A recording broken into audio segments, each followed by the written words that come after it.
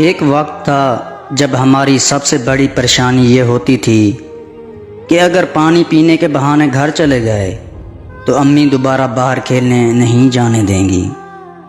اس وقت نہ کال کی فکر تھی، نہ روزگار کا بوجھ، نہ مہنگائی کا احساس، نہ ذمہ داریوں کا دباؤ۔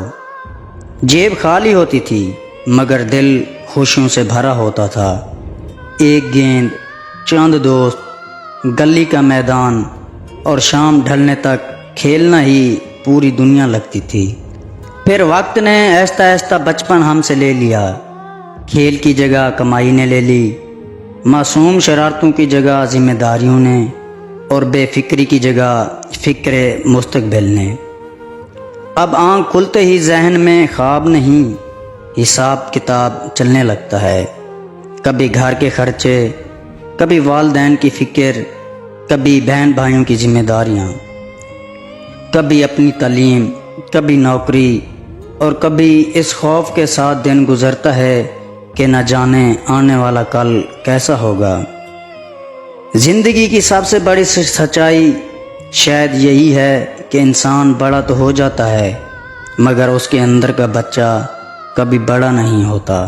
وہ آج بھی بارش دیکھ کر بھیگنا چاہتا ہے، دوستوں کے ساتھ بے مقصد گھومنا چاہتا ہے، شام کو میدان میں دوڑنا چاہتا ہے، اور کبھی کبھی صرف اتنا چاہتا ہے کہ کوئی اسے آواز دے کر کہے، بس آج کسی بات کی فکر مت کرو۔ شاید اسی لیے بڑے ہونے کے بعد بھی جب بچپن کی کوئی گلی، کوئی اسکول، کوئی پرانا دوست یا امی کی آواز یاد آتی ہے تو آنکھیں نم ہو جاتی ہیں۔ ہمیں احساس ہوتا ہے کہ ہم نے دولت کمانے کی دوڑ میں وہ سکون کھو دیا جو کبھی بغیر کسی قیمت کے ہمارے پاس تھا۔ بچپن میں ہم بڑے ہونے کی دعائیں مانگتے تھے کیونکہ ہمیں لگتا تھا کہ بڑے ہو کر ہر خواہش پوری ہو جائے گی، مگر بڑے ہو کر معلوم ہوا کہ سب سے قیمتی چیز تو وہی بچپن تھا، جہاں نہ دل پر بوجھ تھا، نہ راتوں کی بے خوابی، نہ مستقبل کا خوف، نہ لوگوں کی منافقت، نہ وقت کی بے رحمی، صرف ہنسی تھی، اپنائیت تھی، اور ایک ایسا سکون تھا جس کی قیمت آج سمجھ آتی ہے۔